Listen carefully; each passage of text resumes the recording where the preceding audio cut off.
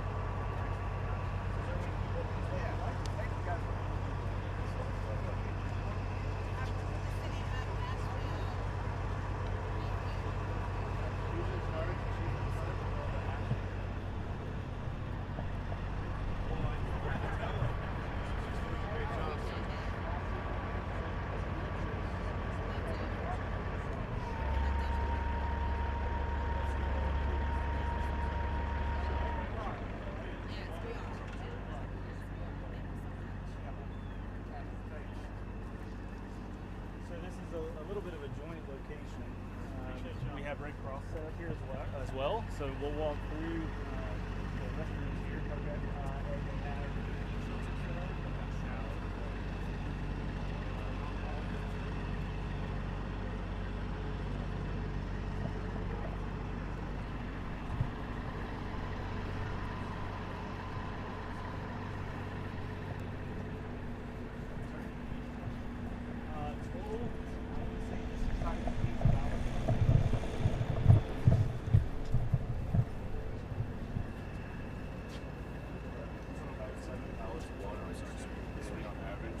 that volume will fluctuate. Some of the sites have increased volume, some of them do not. But some of these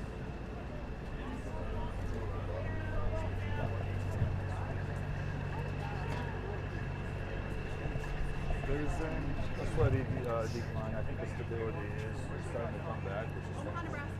But the biggest challenge the city of Asheville has is water that's not real operations. So all of this been notified. No, these are sleeping bags. Yeah, these are blankets, and everyone is able to take as many as they need.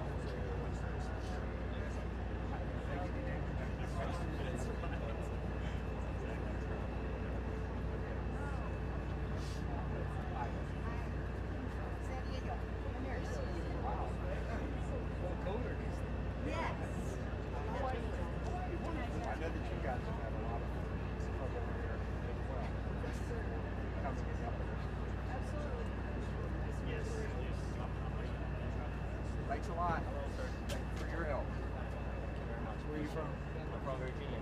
Welcome. Welcome. This is good stuff. Yeah. You're doing amazing work. Thank you. This is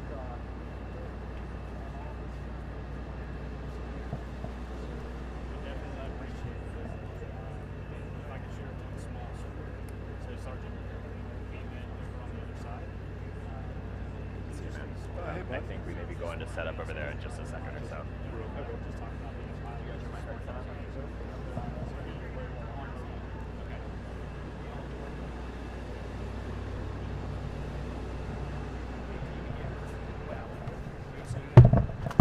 Oh, you guys are together. Are you with Houston? Yeah. Okay, great. Are you just photog? Yeah. Great. Cool. I'm doing some video too. Yeah, that totally works. Just want to make sure I call the right people for questions. Cheers. Thanks. Yeah, you don't need to call. He's got it. Can you guys put these on the shelf right there? Since we've got, or you can do it on this shelf right here. If that's better for you guys, whatever works. Yeah, that's totally fine. I just gotta make sure the binder can open. Where do you want me to stand? That works. Yep. Actually, can I clip these maybe to like Mic check here? that. 1, 2, 3, 4. Can you hear it? 5, 6, 7, 8, 9, 10. Cool.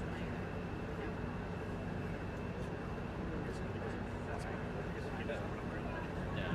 Can I clip this right here? Does that work? Okay, great. Nope. Or if you can flip it like there.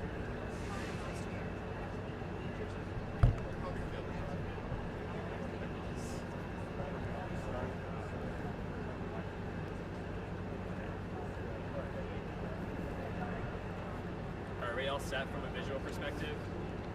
Great. All right. Give us 1 minute and we'll be over.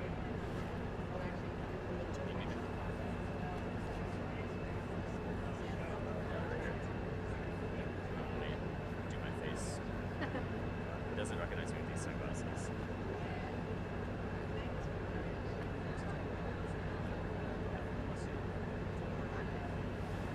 Do you have any questions? Or are you just getting footage? You can say no. Quickly rack my brain. Have you guys done testing of like air and water out here? You can ask a question during the gaggle. We've done a lot of testing on water. That's been a main thing. That's been a big focus. Where is that available at, you know? Through the EPA, through state DEQ, there's a lot of mobile water testing sites. The city's doing testing. There's a lot of different options. Okay. If you have a question, you can ask it during the QA. There's a lot of different places you can find that information online.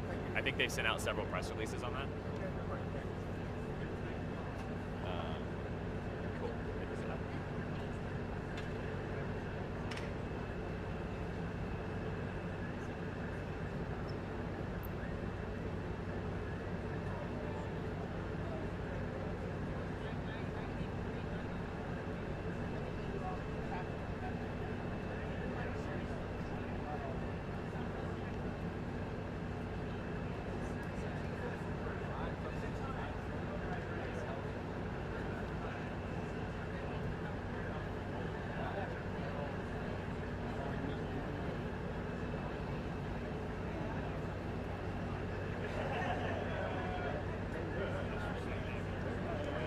Yeah.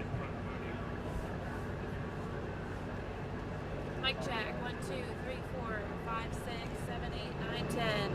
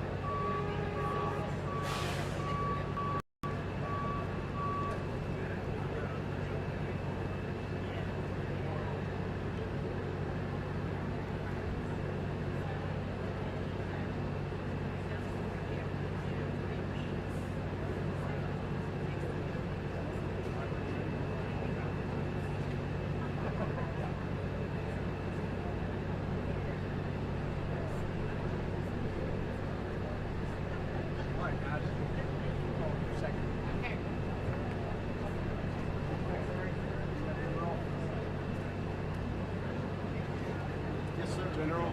Stand right behind the governor. We have those guys if they want to. You guys got everything you need here?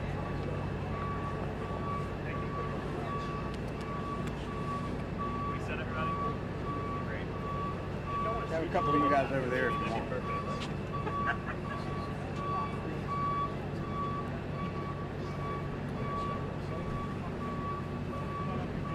Well, good morning, everybody. We'll do this event here to the background noises of comfort and progress. We know that Helene has been the deadliest and most devastating storm in North Carolina history.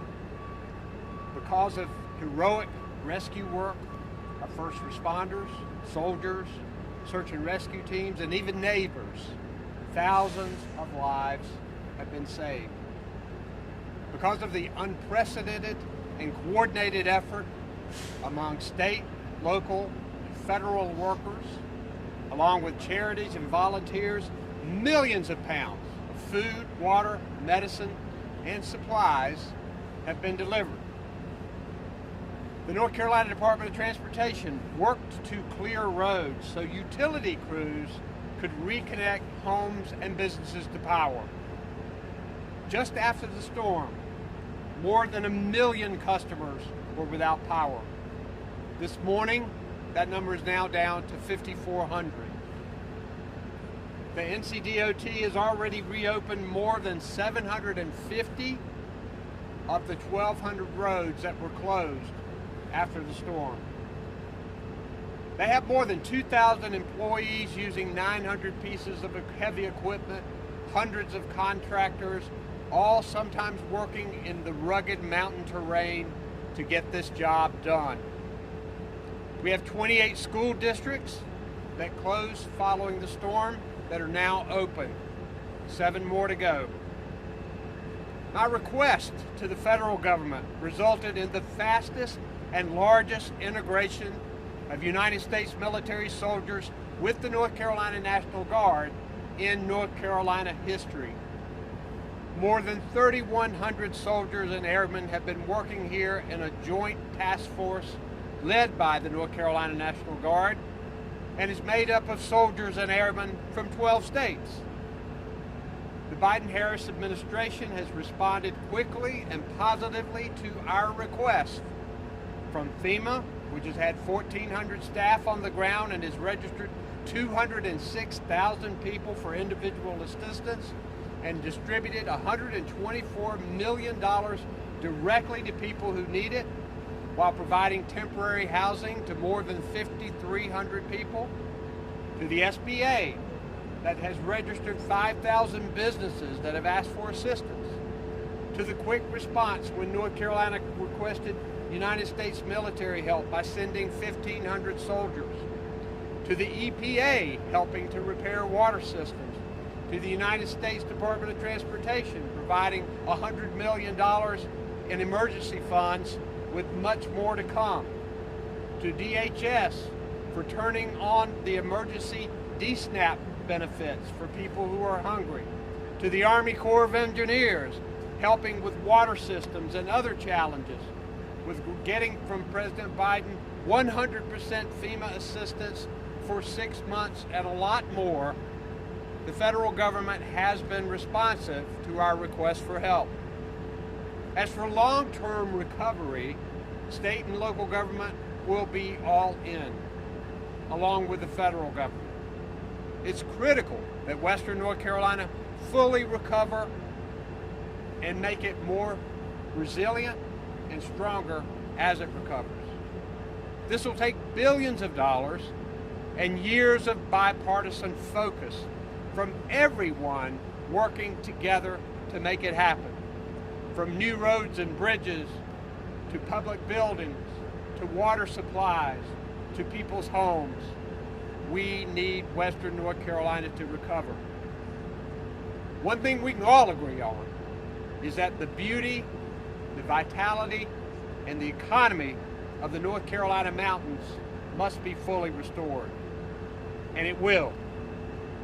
Already, businesses have opened in areas that have been made safe. Tourism is important here, and we've got to encourage it in places that are ready for it. Together, Western North Carolina will recover. But here in Western North Carolina, we don't need the election process to hurt recovery efforts. I've signed a bipartisan bill that increases opportunities to vote in Western North Carolina, with county boards given more flexibility and people being able to bring absentee ballots to early voting sites. People will have their opportunity to have their voices heard. But deliberate disinformation and misinformation that has been condemned by a bipartisan coalition of local, state, and federal North Carolina officials needs to stop. It hurts the very people we are all trying to help. It discourages and makes people fearful of signing up for help. It enables scam artists, and it hurts the morale of government officials, first responders, and soldiers who are on the ground trying to help. Donald Trump is coming to Asheville today. I'm asking that he not share lies or misinformation while he is here. I have talked with many of the survivors and many of the people who are helping over the last 3 weeks. Many survivors of this storm lost everything. They want help and they want the truth. We should work together to give them both. Storm recovery cannot be partisan. To truly help people, we must check party politics at the door and get this job done. Got a lot of people here who are working together, from the city of Asheville to the state of North Carolina to the federal government to the National Guard. And now I want to introduce the administrator of FEMA, who has been with me on the ground most every day since this storm hit, Deanne Criswell. Deanne? Thank you, Governor. Thank you for your leadership and your continued partnership. From the beginning of this disaster, as the Governor mentioned, even before it made landfall, we've been working side by side with the Governor and his team. From our teams that were embedded in the Emergency Operations Center before the storm hit, being able to deploy search and rescue teams on the ground, saving lives, to our disaster survivor assistance teams that are here now going door to door. We will continue, Governor, to be with you every step of the way during this recovery. We know that recovery can be complicated, but when we have a strong partnership like we have here with local, state, federal, nonprofit partners, it is doable. And I've seen firsthand over the last few weeks with the Governor that these communities are resilient and they will rebuild even stronger than before. To date, we've provided over $4.3 billion in funding to help people across all states impacted by Hurricane Helene, with $1.4 billion here in North Carolina's response and early recovery efforts. And that includes about $130 million directly to the people that have been impacted by the storm. These numbers will only continue to rise over the coming weeks. Nearly 6,000 people have checked into FEMA's hotel program, allowing them a safe and warm place to stay while they also recover. And we have over 400 disaster survivor assistance members in communities providing support in 14 disaster recovery centers to help people register for assistance and get all of the funding that they are eligible for and they deserve. Governor, as I have told you from the earliest forecast of this storm, when the impacts were possible, FEMA will be here to support you, your state and your communities in the response as well as in the recovery. And as you have said many times in the last several weeks, this was an unprecedented event, and it requires an unprecedented response and recovery. And what I have learned traveling with the Governor over these past few weeks, as well as from past recoveries across the nation, is that they work best when the community doesn't just have a seat at the table, but they have a leading role in the recovery itself. And that's why today what we are launching is a new initiative and a new commitment to be hiring community liaisons in the impacted counties. We know that so many people have temporarily lost their jobs. We know that others just want to be able to give back, and we want to help keep people in these communities while they recover.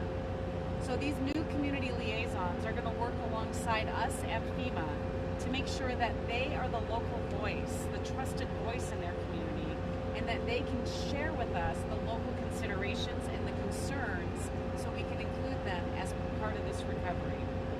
They're going to be embedded in every county, working directly with county administrators, mayors, and community leaders, bridging their concerns with our FEMA staff. And these jobs are available for people to apply right now, and we appreciate the media's help in getting the word out. In the weeks and the months to come, I anticipate that we are going to hire even more people across these communities because we know that recovery works best when we do it with the community at the table, helping us understand what their needs are. So thank you, Governor, again for your leadership, and as the President has said, we will be with you every step of the way in this recovery. We'll now hear from our Department of Public Safety Secretary, Eddie Buffalo. Thank you, Governor. Good morning. Our State Emergency Operations Center and our Regional Coordination Center in the West remain activated in supporting both response and recovery efforts here in the West. Our disaster recovery centers will continue to remain open this week. We have 15 currently open with an additional 3 in Madison, Rutherford, and Yancey counties. On our communication front, we have made great strides in that area. Currently, there are only one 911 center that is on alternate routing due to critical infrastructure damages. We are looking at approximately 94% of our communication capabilities have been restored across Western North Carolina. The remaining areas require a significant infrastructure reconstruction. On our water system front, there are 25 portable water systems either on partial system or system-wide boil advisory notice. 15 systems need bacteria results to clear the advisory. Additionally, one system, only one, remains without power. 4 are operating on backup power, and 2 systems are out of water, and 2 systems, unfortunately, are closed. There are 224 wastewater treatment facilities in the affected area that are operating under normal operations. Additionally, 27 wastewater treatment plants are partially operational or operating on backup power. 5 have no power. 10 are closed with significant damage. 1 continues to have no access, but we're continuing to work with the National Guard and our Department of Transportation to assist with that access. We want to thank NC Waterborne, FEMA, the Army Corps of Engineers, EPA, and our Department of Environmental Quality in ensuring that we get those systems back in place. We currently have 11 shelters that are operational with 472 occupants and 62 pets. Our mass feeding continues across 14 counties, providing over 450 meals so far. Our comfort stations, such as the one that we're located here today in Asheville, are open here in Asheville, Swannanoa, and Weaversville. Our community care sites remain active and providing medical support in these impacted areas. I want to offer our sincere condolences and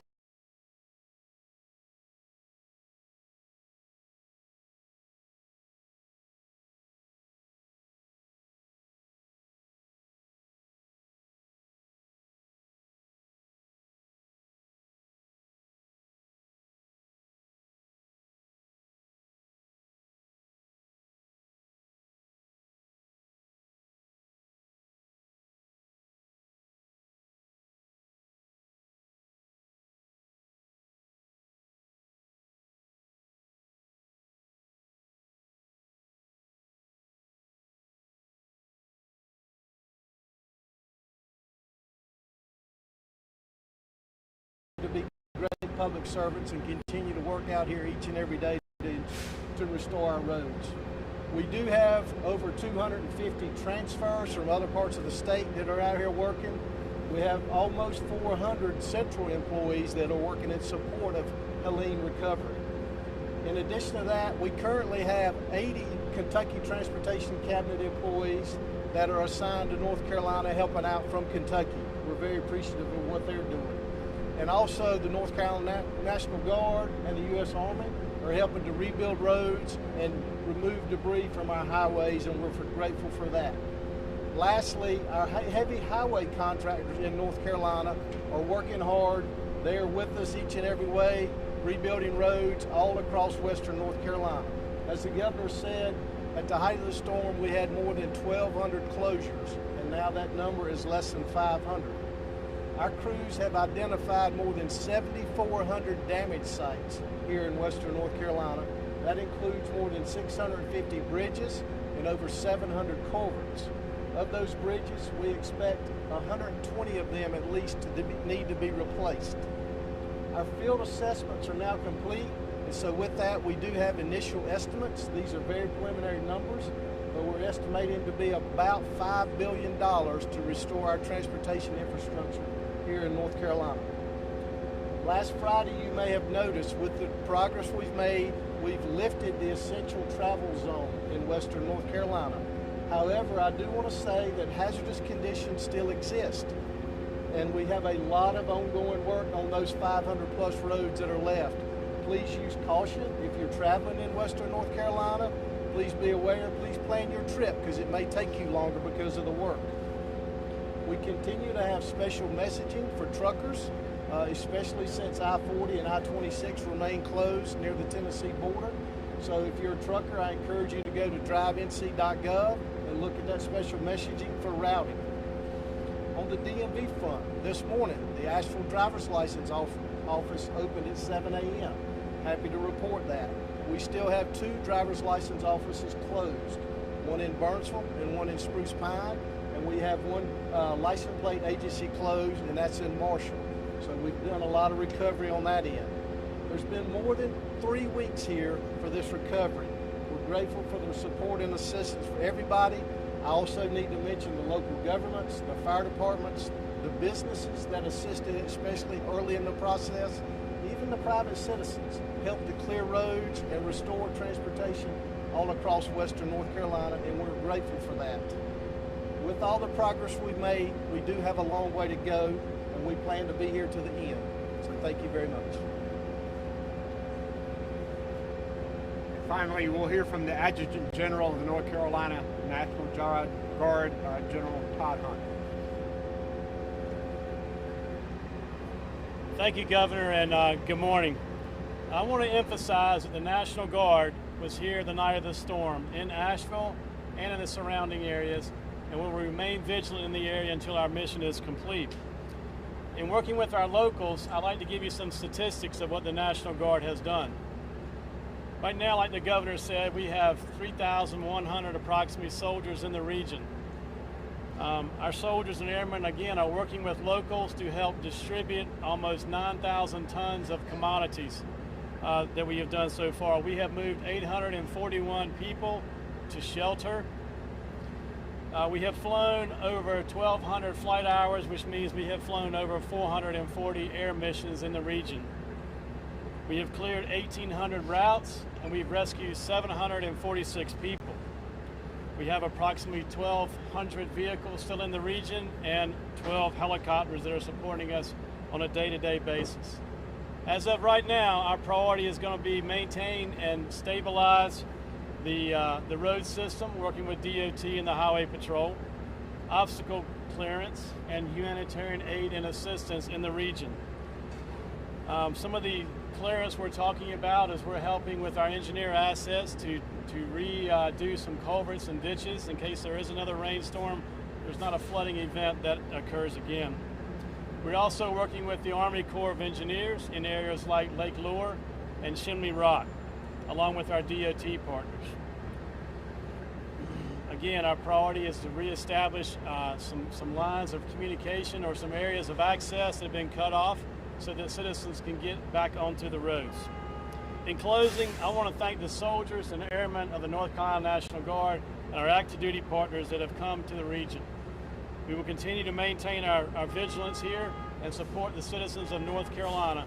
So thank you very much. Thank you, Governor. Thank you, sir. We're grateful for our Guard, their families, and their employers who let them get off work in order to go on active duty. Be glad to have questions. We're going to start here with WLOS. Governor, it was 10 days ago, former President Trump said your office was blocking people in money from coming into North Carolina to help people in desperate need. You said that's a flat-out lie. What do you hope that he purposed? That is a flat-out lie. And what I hope he does is to approach this in wanting to make sure we help people. When you are making people believe that help is not coming, often they can turn to scam artists. We're working very hard with FEMA, with volunteer groups to make sure that people have everything that they need.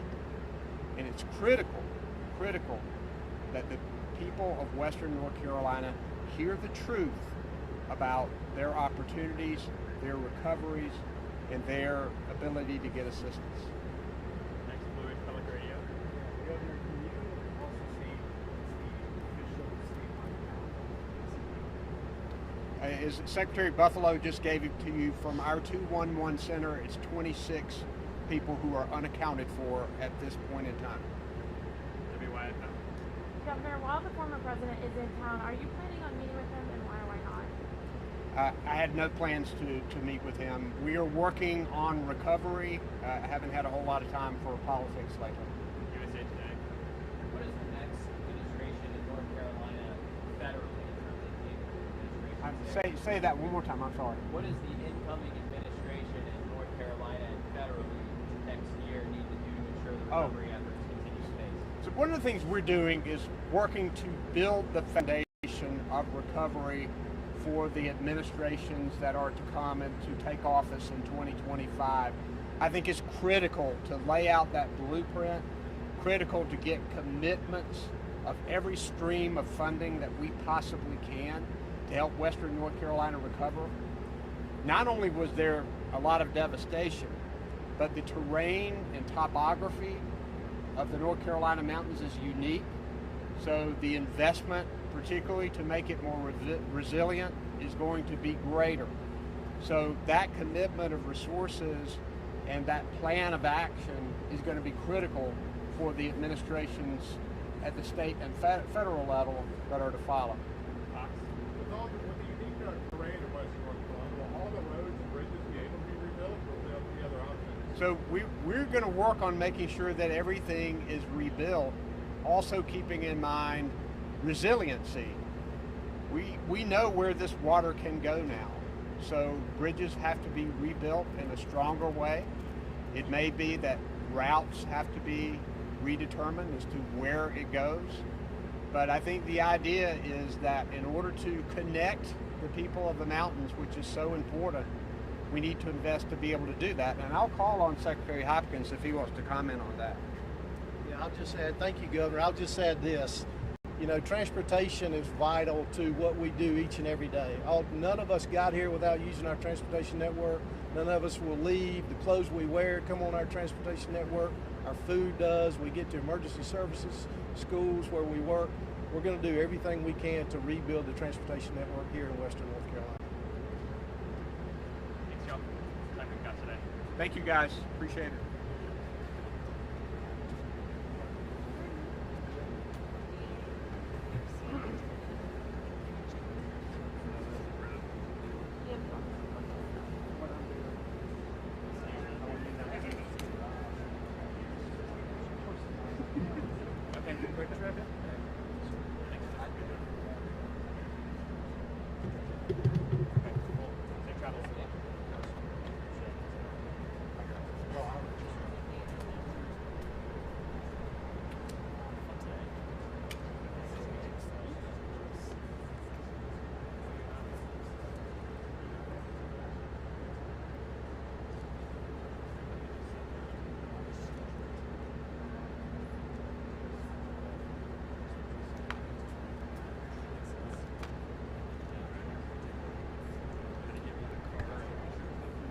Yep.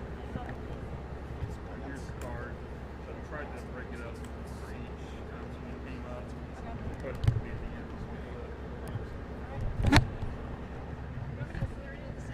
Yeah, just Oh, no, not